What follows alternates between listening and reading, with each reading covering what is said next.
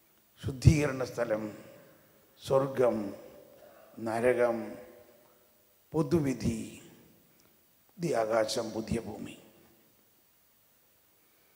ഇതെല്ലാം പഠിച്ചു കഴിയുമ്പോൾ കുറേയും കൂടി നമുക്ക് നമ്മളിലുള്ള ഭയം മാറും. ദൈവം നമ്മളെ പുതിയ ആകാശം, പുതിയ ഭൂമിയിലേക്ക് കൊണ്ടുപോകും, നമ്മളെ രൂപാന്തരപ്പെടുത്തും. അതിനുവേണ്ടി ദാഹിക്കുക. നാളെ നമ്മുടെ ധ്യാനത്തിൻ്റെ അവസാനത്തെ ദിവസമാണ്. പിന്നെ നമ്മൾ പരിശുദ്ധാത്മാവിനെക്കുറിച്ചും കൂടുതൽ അഭിഷേകത്തിനെക്കുറിച്ചും ഒക്കെ പ്രാർത്ഥിക്കാനുള്ള ദിവസമാണ്. ഈ ബോധ്യത്തോടെ ഇന്ന് രാത്രി നിങ്ങൾ പ്രാർത്ഥിക്കേണ്ടത് ഫരിസേയനെ, നമ്മളിലുള്ള ഫരിസേയനെ മനോഭാവത്തിൽ നിന്ന് മാറാൻ എന്തെല്ലാം മേഖലകളാണോ അതിനെ ശുദ്ധീകരിച്ച് പ്രാർത്ഥിക്കുക.